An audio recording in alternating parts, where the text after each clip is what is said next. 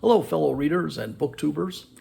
A few weeks ago, I posted a hypothetical question on BookTube, and it was a thought experiment that I came up with. The core idea wasn't original to me, but I kind of elaborated on it, and it was something I wanted to share with everybody, thinking that this might be a fun party game or something you might want to ponder on your own or something you might want to share with others.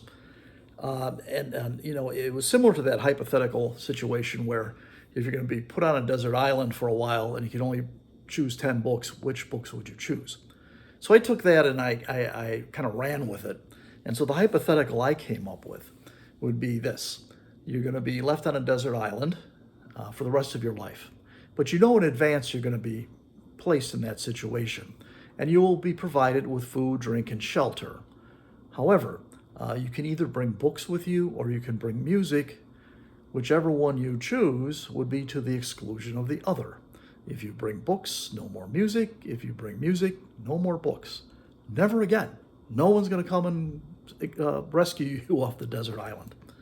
So I wasn't expecting a huge response, but I got a huge response. And it was kind of overwhelming. And in some respects, the responses weren't surprising.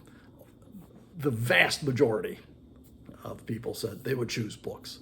And of course, because this is BookTube, some people just said books, or they would just have that word in the comment section. Some people elaborated on it a little bit. They kind of, they did explain the reason for their answer because, even though books are a form of entertainment, books are also a form of companionship. Books are a bottomless well of intellectual stimulation. Books, really good books, or books that have touched you deeply, can be read and reread again and again and again, and every time something new is going to come at you. So all of that made sense. The people who chose books and felt like they had to give a reason for this, the reasons are the reasons that we're all here, that we're all part of YouTube or BookTube. A couple of people, though, did mention that they struggled with this a little bit because they really like music. Music is very meaningful to them. Some people even identified as musicians, but even those people said when it came right down to it, they would choose the books. A few people made a really interesting observation that I really liked. They said that they would choose books, and as far as music is concerned, there would still be music. They're on a desert island out in the middle of the ocean somewhere. There would be the songs of birds. There would be the sound of the waves crashing on the shore. If there was a storm coming, you would hear the thunder in the distance. You would hear the wind rustling the leaves of the trees.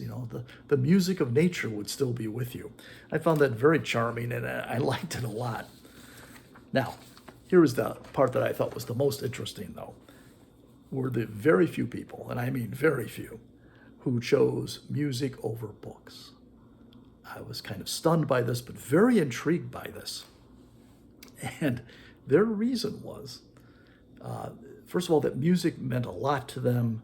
It nourished their souls. It gave them, put them into kind of a reverie or hopefulness or a joy they got from music, a very visceral kind of reaction to music, as is the case, I think, with most of us.